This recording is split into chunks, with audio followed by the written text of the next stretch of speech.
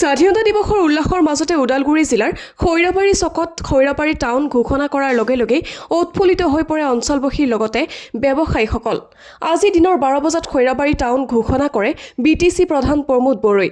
Town ঘোষণা কৰাৰ পিছতে ফটকা ফুটাই হিমন্ত বিশ্ব শৰ্মা জিন্দাবাদ, প্ৰমোদ বড়ো জিন্দাবাদ ধ্বনিৰে উত্তাল কৰে খৈৰাবাৰী টাউন। ভাৰত মাতা কি জয়, ভাৰত মাতা কি জয়, ভাৰত মাতা কি জয়, বন্দে মাতৰম, বন্দে।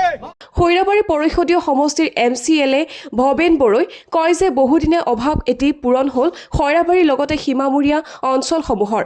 ভৱেন বড়োই অসমৰ মুখ্যমন্ত্ৰী ডক্টৰ হিমন্ত বিশ্ব শৰ্মাৰ লগতে BTC প্ৰধান প্ৰমোদ বড়োক ধন্যবাদ জ্ঞাপন কৰে।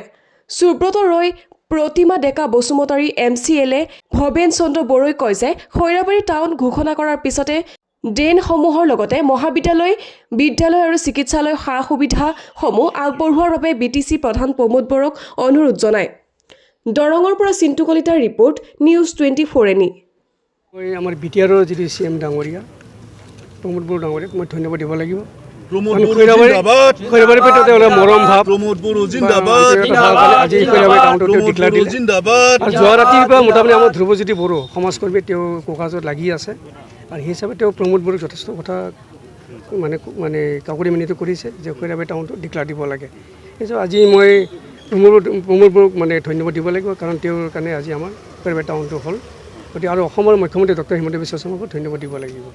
সেয়ে সাংবাদিক বন্ধুসকল, মোৰ দলীয় সতীৰ্থসকল, সন্মানীয় MCLA ডাঙৰীয়া, মই ৰাজনৈতিক লগত জড়িত হোৱাৰ দিনৰ পৰা মোৰ এটা অনুভৱ আছিল আৰু এইকাৰণে শুনিছিলোঁ যে খৈৰাবাৰী পৌৰসভালৈ পৰিণত হ'ব। কিন্তু এই দিনটো আমি স্কুলীয়া দিনৰ পৰা আৰম্ভ কৰি আজিৰ তাৰিখলৈকে মানে শুনিয়ে আছোঁ, কিন্তু কোনোদিন সম্ভৱ হৈ বাস্তৱত ৰূপায়িত নহ'ল। কিন্তু বৰ্তমান আমাৰ চৰকাৰে UPPL BJP মিলিত চৰকাৰে আজি যিটো ঘোষণা কৰিলে অতিকৈ বৰ আনন্দ লাগিল। কাৰণ এইকাৰণে আনন্দ লাগিল, উন্নয়নৰ দিশত যদি আমি চাবলৈ যাওঁ, মই নিজে VCTC চেয়াৰমেন আজি 4টা বছৰ পাৰ কৰিলোঁ, কিন্তু VCTC দিয়ে মানে উন্নয়নৰ সম্পূৰ্ণ কৰা কিন্তু সম্ভৱ নহয়।